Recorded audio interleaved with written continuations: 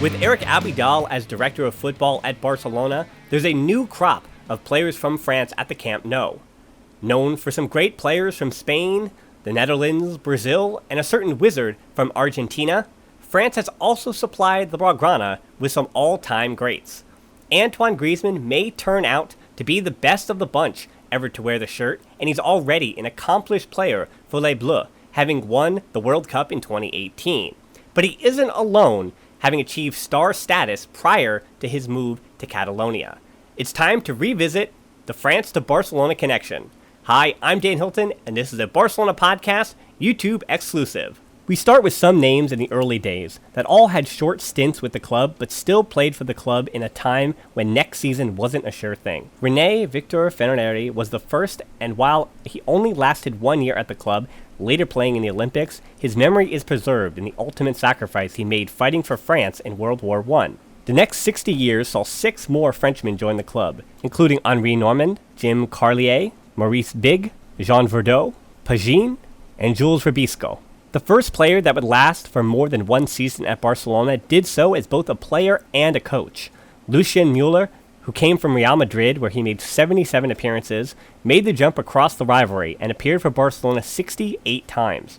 During this time, he appeared for France at the 1966 World Cup. He left for Reims after 3 seasons, but returned to Catalonia to manage Barcelona in 1978 and 1979. Fast forward a few more decades and the Bosman ruling goes into effect, the ruling that made it so Barcelona could field more than 3 non-Spanish players, and it opened the floodgates for clubs to take more chances on European talent from outside of Spain. It's 1996 and Alger have just reached the pinnacle of French football. From that club, Barcelona attracted defender Laurent Blanc, that being future French and PSG manager Laurent Blanc.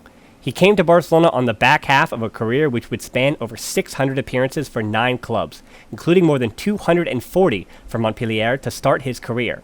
Alas, he only played 28 matches for Barcelona in 1 injury-plagued season. Players 10 through 14 on our list may not go down in the history books, playing for Barcelona around the new millennium when trophies were not in abundance. Christophe Dugarry joined from what was left of the fabled AC Milan side from the 90s, and won the Liga in 1 season with the club before joining Marseille the next winter.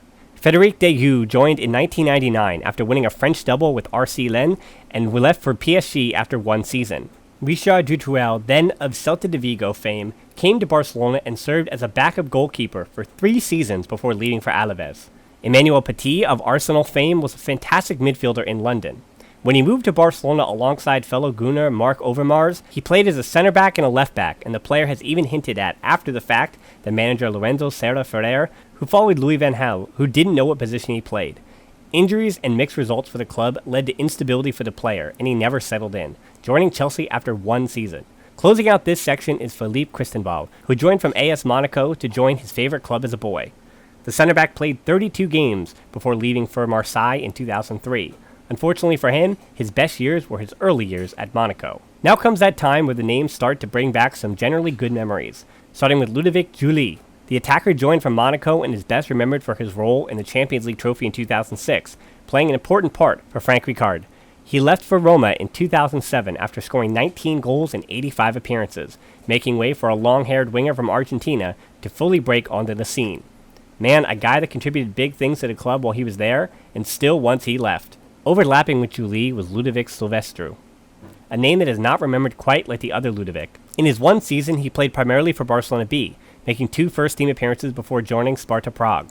Also overlapping with Giuly was Lilian Thuram, a legend for the French national team, Monaco, Parma, and Juventus, 4 teams that he played over 140 matches apiece for, winning a World Cup in 1998 and a Euro title in 2000, the French Player of the Year in 1997, and a bunch of other titles. He arrived at Barcelona at the end of his career. He backed up Rafael Marquez, Carlos Puyol, and Gabriel Milito, winning the Spanish Super Cup in 2006, but unfortunately had to cut his career short just as he was making his way to PSG due to a heart defect. Next up is maybe the heaviest hitter on this list, Thierry Henry, a force that the Premier League had never seen before while he was dominating at Arsenal. He came to Barcelona for a new challenge when he felt that it was time to move on from the London club.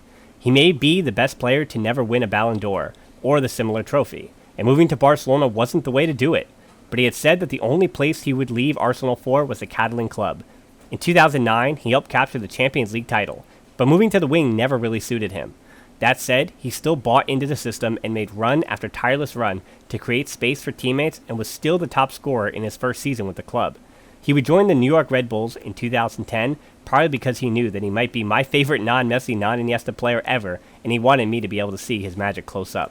Thanks, Terry. Fellow Champions League winner Eric Abidal both captured the UCL trophy twice in his time at Barcelona, along with beating cancer twice, prompting Carlos Puyol to memorably hand over the 2011 Champions League trophy to the defender to raise. He joined from Lyon in 2007, generally playing opposite Dani Alves as a stay-at-home left-back, but he could also fill in at center-back when called upon. He was an athlete who could also play a good ball and fit perfectly into Pep Guardiola's Barcelona. He left for Monaco in 2013, but obviously returned to take over as the current director of football. Number 20 came in 2014, Jeremy Mathieu, coming from Valencia as one of the fastest clocked players in La Liga. He was a backup at both center-back and left-back before leaving for Sporting CP in 2017. He looked overmatched at times, but more often was a sturdy fill-in when called upon. Signed in 2016, Lucas Digne took over the full-time left-back backup role for 3 seasons. He never really hit his potential at Barcelona, albeit in a limited role, but hopefully he continues to excel at Everton, who he joined last season.